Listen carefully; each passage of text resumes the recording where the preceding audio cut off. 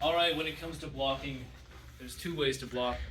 One is with a rigid deflection, and the other is with a netting, circular kind of snaring motion. On the topic of the deflecting though, how streamlined you keep your body while you're doing these deflections has a lot to do with strategy and the way you maintain protection. Here's what I mean. Let's say that my opponent were throwing jabs and crosses. Let's say they were throwing a series of 4 jabs and crosses just repetitively. Jab, cross, jab, cross. Now if I over-exaggerate or I overcommit to the first jab by my over-eagerness to defend myself, by moving my shoulder this much, I leave myself vulnerable to his follow-up. So these types of motions that you see in traditional martial arts, they're not really for that. They're not really meant for intercepting multiple punches.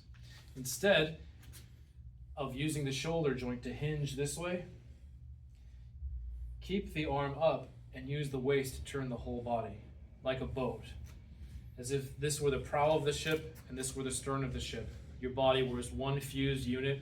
Turn the whole apparatus, left and right. That way when the jab comes, and as I make contact with it, you can see it diverts it from hitting me, but yet I have not overcommitted and moved my shoulder so far that I'm not still in the neighborhood to intercept the next punch that he throws, right? And then when he throws the jab, I'm still here. I can still catch this one, and I can still catch the next one. And here's the other thing too. For somebody to throw jabs and crosses, they must square themselves to you. We like to keep a sideways stance for protection.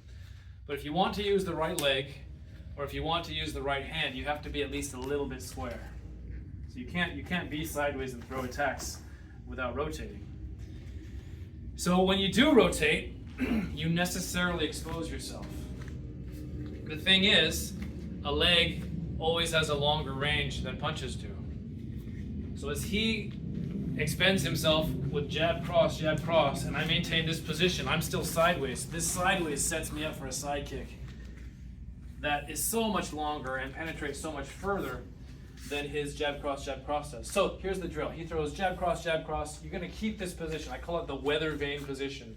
Weathervane because you're turning like one of those metal roosters that they have on top of the barn when the windstorm comes.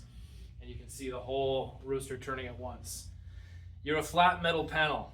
The whole thing turns. Overcome, resist the temptation to hinge your shoulder to get there a little faster, because even though you may get to that jab a little faster, it just exposes you on the flank.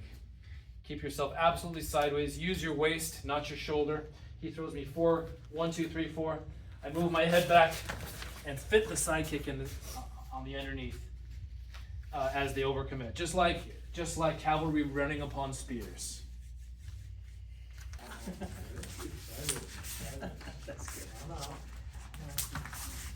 That's good.